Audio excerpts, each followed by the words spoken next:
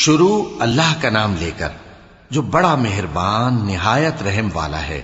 کاف ہا یا عین صاد، یہ تمہارے پروردگار کی مہربانی کا بیان ہے جو اس نے اپنے بندے زکریا پر کی تھی جب انہوں نے اپنے پروردگار کو دبی آواز سے پکارا اور کہا کہ اے میرے پروردگار، میری ہڈیاں بڑھاپے کے سبب کمزور ہو گئی ہیں اور سر سفید بالوں کی وجہ سے چمکنے لگا ہے، اور اے میرے پروردگار، میں تجھ سے مانگ کر کبھی محروم نہیں رہا، اور میں اپنے بعد اپنے بھائی بندوں سے ڈرتا ہوں، اور میری بیوی بانجھ ہے، پھر بھی مجھے اپنے پاس سے ایک وارث عطا فرما جو میری اور اولاد یعقوب کی میراث کا مالک ہو، اور اے میرے پروردگار اس کو خوش اخلاق بنائیو۔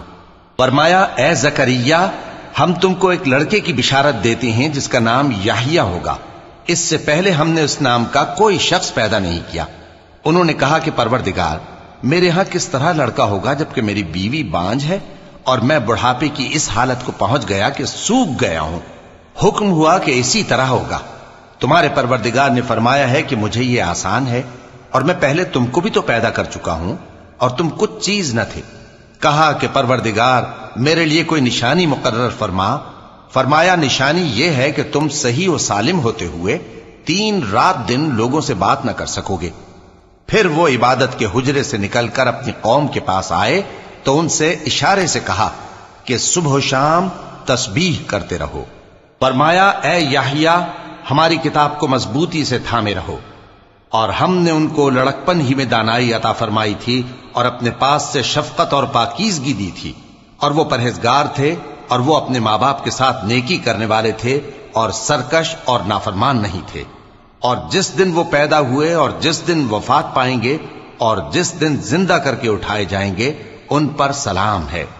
اور کتاب یعنی قرآن میں مریم کا بھی تذکرہ کرو، جب وہ اپنے لوگوں سے الگ ہو کر مکان کے مشرقی حصے میں چلی گئیں، پھر انہوں نے ان کی طرف سے پردہ کر لیا تو ہم نے ان کی طرف اپنا فرشتہ بھیجا، سو وہ ان کے سامنے ایک خوبصورت مرد کی صورت میں آیا۔ مریم بولی کہ اگر تم پرہیزگار ہو تو میں تم سے بچنے کے لیے رحمان کی پناہ لیتی ہوں۔ فرشتے نے کہا کہ میں تو تمہارے پروردگار کا بھیجا ہوا یعنی فرشتہ ہوں، اور اس لیے آیا ہوں کہ تمہیں پاکیزہ لڑکا بخشوں۔ مریم نے کہا کہ میرے ہاں لڑکا کیوں کر ہوگا جبکہ مجھے کسی مرد نے بطور شوہر چھوا تک نہیں اور میں بدکار بھی نہیں ہوں۔ فرشتے نے کہا کہ یوں ہی ہوگا۔ تمہارے پروردگار نے فرمایا کہ یہ مجھے آسان ہے اور میں اسے اسی طریق پر پیدا کروں گا تاکہ اس کو ہم لوگوں کے لیے اپنی طرف سے نشانی اور ذریعہ رحمت بنائیں، اور یہ کام مقرر ہو چکا ہے۔ چنانچہ وہ اس بچے کے ساتھ حاملہ ہو گئیں اور اسے لے کر ایک دور جگہ چلی گئیں۔ پھر درد ذہ ان کو کھجور کے تنے کی طرف لے آیا، کہنے لگی کہ کاش میں اس سے پہلے مر چکتی اور بھولی بسری ہو گئی ہوتی۔ تب ان کے ٹیلے کے نیچے کی جانب سے فرشتے نے ان کو آواز دی کہ غمناک نہ ہو، تمہارے پروردگار نے تمہارے نیچے ایک چشمہ پیدا کر دیا ہے، اور کھجور کے تنے کو پکڑ کر اپنی طرف ہلاؤ، وہ تم پر تازہ عمدہ کھجوریں گرائے گا، تو کھاؤ اور پیو اور آنکھیں ٹھنڈی کرو۔ اگر تم کسی آدمی کو دیکھو تو کہنا کہ میں نے اللہ کے لیے روزے کی منت مانی، تو آج میں کسی آدمی سے ہرگز کلام نہیں کروں گی۔ پھر وہ اس بچے کو اٹھا کر اپنی برادری والوں کے پاس لے آئیں۔ وہ کہنے لگے کہ مریم، یہ تو نے برا کام کیا۔ اے ہارون کی بہن، نہ تو تیرا باپ ہی برا آدمی تھا اور نہ تیری ماں ہی بدکار تھی۔ تو مریم نے اس بچے کی طرف اشارہ کیا۔ وہ بولے کہ ہم اس سے کہ گود کا بچہ ہے کیسے بات کریں؟ بچے نے کہا کہ میں اللہ کا بندہ ہوں، اس نے مجھے کتاب دی ہے اور نبی بنایا ہے، اور میں جہاں ہوں اور جس حال میں ہوں اس نے مجھے صاحب برکت بنایا ہے، اور جب تک زندہ ہوں مجھ کو نماز اور زکوٰۃ کا ارشاد فرمایا ہے، اور مجھے اپنی ماں کے ساتھ نیک سلوک کرنے والا بنایا ہے اور سرکش و بدبخت نہیں بنایا، اور جس دن میں پیدا ہوا اور جس دن مروں گا اور جس دن زندہ کر کے اٹھایا جاؤں گا مجھ پر سلام ہے۔ یہ مریم کے بیٹے عیسیٰ ہیں، اور یہ سچی بات ہے جس میں لوگ شک کرتے ہیں۔ اللہ کو شایع نہیں کہ کسی کو بیٹا بنائے، وہ پاک ہے۔ جب کسی چیز کا ارادہ کرتا ہے تو اس کو یہی کہتا ہے کہ ہو جا، تو وہ ہو جاتی ہے۔ اور بے شک اللہ ہی میرا اور تمہارا پروردگار ہے، تو اسی کی عبادت کرو، یہی سیدھا رستہ ہے۔ پھر اہل کتاب کے فرقوں نے باہم اختلاف کیا، سو جو لوگ کافر ہوئے ہیں ان کو بڑے دن یعنی قیامت کے روز حاضر ہونے سے خرابی ہے۔ وہ جس دن ہمارے سامنے آئیں گے कैसे सुनने वाले और कैसे देखने वाले होंगे, मगर जालिम आज खुली गुमराही में है। और उनको हसरत और अफसोस के दिन से डरा दो जब बात फैसल कर दी जाएगी और वो गफलत में पड़े हुए हैं और ईमान नहीं लाते। हम ही जमीन के और जो लोग उस पर बसते हैं उनके वारिस होंगे और हमारी ही तरफ उनको लौटना होगा। और किताब में इब्राहिम का जिक्र करो, बेशक वो निहायत सच्चे थे, पैगंबर थे। जब उन्होंने अपने बाप से कहा कि अब्बा, आप ऐसी चीजों को क्यों पूछते हैं जो न सुने और न देखें और न आपके कुछ काम आ सकें। अब्बा, मुझे ऐसा इल्म मिला है जो आपको नहीं मिला, तो मेरे साथ हो जाइए, मैं आपको सीधी राह पर ले चलूंगा। अब्बा, शैतान की पूजा न कीजिए, बेशक शैतान अल्लाह का नाफरमान है। अब्बा, मुझे डर लगता है कि आपको अल्लाह का अजाब आ पकड़े तो आप शैतान के साथी हो जाएं। उसने कहा कि इब्राहिम, क्या तू मेरे माबूदों के खिलाफ है? अगर तू बाज ना आएगा तो मैं तुझे संसार कर दूंगा और तू हमेशा के लिए मुझसे दूर हो जा। इब्राहिम ने सलामुन अलैकुम कहा और कहा कि मैं आपके लिए अपने परवरदिगार से बख्शिश मांगूंगा, बेशक वो मुझ पर निहायत मेहरबान है। और मैं आप लोगों से और जिनको आप अल्लाह के सिवा पुकारा करते हैं उनसे कनारा करता हूं और अपने परवरदिगार ही को पुकारूंगा। उम्मीद है कि मैं अपने परवरदिगार को पुकार कर महरूम नहीं रहूंगा। और जब इब्राहिम उन लोगों से और जिनकी वो अल्लाह के सिवा परस्तिश करते थे अलग हो गए, तो हमने उनको इसहाक और इसहाक को याकूब बख्शे और हर एक को पैगंबर बनाया। और हमने उनको अपनी रहमत से बहुत सी चीजें इनायत की और उनका जिक्र जमील बुलंद किया। और किताब में मूसा का भी जिक्र करो, बेशक वो हमारे बरगुजीदा थे और रसूल थे, नबी थे। और हमने उनको तूर की दाहिनी तरफ से पुकारा और बातें करने के लिए नजदीक बुलाया और अपनी मेहरबानी से उनको उनका भाई हारून पैगंबर बनाकर अता किया। और किताब में इस्माइल का भी जिक्र करो, वो वादे के सच्चे और रसूल थे, नबी थे। और वो अपने घर वालों को नमाज और ज़कात का हुक्म करते थे और अपने परवरदिगार के यहां पसंदीदा थे। और किताब में इदरीस का भी जिक्र करो, वो भी निहायत सच्चे थे, नबी थे। और हमने उनको ऊंची जगह उठा लिया था। ये वो लोग हैं जिन पर अल्लाह ने अपने पैगंबरों में से फजल किया, यानी औलाद आदम में से, और उन लोगों में से जिनको हमने नूह के साथ कश्ती में सवार किया, और इब्राहिम और याकूब की औलाद में से, और उन लोगों में से जिनको हमने हिदायत दी और जिन्हें बरगुजीदा किया। जब उनके सामने हमारी आयतें पढ़ी जाती थीं तो सजदे में गिर पड़ते और रोते रहते थे। चूंकि आयत सजदा तिलावत की गई है, लिहाजा सामीन पर सजदा वाजिब है। फिर उनके बाद चंद नाखलफ उनके जानशी हुए जिन्होंने नमाज को जाया कर दिया और ख्वाहिशात नफसानी के पीछे लग गए, सो अनकरीब उनको गुमराही की सजा मिलेगी।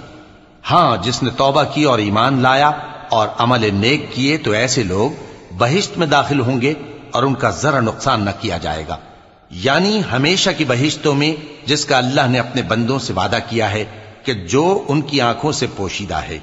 बेशक इसका वादा नेकुकारों के सामने आने वाला है। वो इसमें सलाम के सिवा कोई बेहुदा कलाम न सुनेंगे और उनको सुबह शाम खाना मिलेगा। यही वो जन्नत है जिसका हम अपने बंदों में से ऐसे शख्स को मालिक बनाएंगे जो परहेजगार होगा। और फरिश्तों ने पैगंबर को जवाब दिया कि हम तुम्हारे परवरदिगार के हुक्म के सिवा उतर नहीं सकते। जो कुछ हमारे आगे है और जो पीछे है और जो इसके दरमियान है, सब उसी का है। और तुम्हारा परवरदिगार भूलने वाला नहीं, यानी आसमान और जमीन का और जो इन दोनों के दरमियान है सब का परवरदिगार, तो उसी की इबादत करो और उसकी इबादत पर साबित कदम रहो। भला तुम कोई उसका हम नाम जानते हो? और काफिर इंसान कहता है कि जब मैं मर जाऊंगा तो क्या जिंदा करके निकाला जाऊंगा? क्या ऐसा इंसान याद नहीं करता कि हमने उसको पहले भी तो पैदा किया था जबकि वो कुछ भी चीज न था? सो तुम्हारे परवरदिगार की कसम, हम इनको जमा करेंगे और शैतानों को भी, फिर इन सबको जहन्नम के गिर्द हाजिर करेंगे और वो घुटनों पर गिरे हुए होंगे। फिर हर गिरोह में से हम ऐसे लोगों को खींच निकालेंगे जो रहमान के मुकाबले में सख्त सरकशी करते थे। फिर हम उन लोगों से खूब वाकिफ हैं जो उसमें दाखिल होने के ज्यादा लायक हैं। और तुम में से कोई शख्स नहीं मगर उसे इस पर गुजरना होगा। ये तुम्हारे परवरदिगार पर लाजिम है, मुकर्रर है। फिर हम परहेजगारों को नजात देंगे और जालिमों को उसमें घुटनों के बल पड़ा हुआ छोड़ देंगे। اور جب ان لوگوں کے سامنے ہماری آیتیں پڑھی جاتی ہیں تو جو کافر ہیں وہ مومنوں سے کہتے ہیں کہ دونوں فریق میں سے مکان کس کے اچھے اور مجلسیں کس کی بہتر ہیں، اور ہم نے ان سے پہلے بہت سی امتیں ہلاک کر دیں، وہ لوگ ان سے ٹھاٹ باٹ اور نمود و نمائش میں کہیں اچھے تھے۔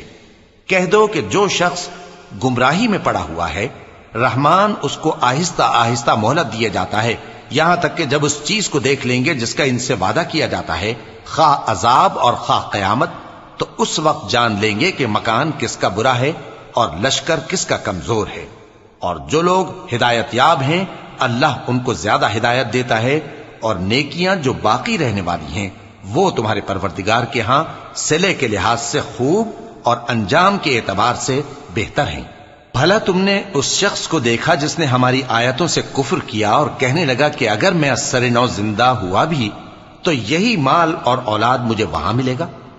کیا اس نے غیب کی خبر پالی ہے یا اللہ کے یہاں سے عہد لے لیا ہے؟ ہرگز نہیں، یہ جو کچھ کہتا ہے ہم اس کو لکھتے جاتے اور اس کے لیے آہستہ آہستہ عذاب بڑھاتے جاتے ہیں، اور جو چیزیں یہ بتاتا ہے ان کے ہم وارث ہوں گے، اور یہ اکیلا ہمارے سامنے آئے گا، اور ان لوگوں نے اللہ کے سوا اور معبود بنا لیے ہیں تاکہ وہ ان کے لیے موجب عزت ہوں۔ ہرگز نہیں، وہ معبود ان کی پرستش سے انکار کریں گے اور ان کے دشمن و مخالف ہوں گے۔ کیا تم نے نہیں دیکھا کہ ہم نے شیطانوں کو کافروں پر چھوڑ رکھا ہے کہ وہ ان کو خوب اکساتے رہتی ہیں؟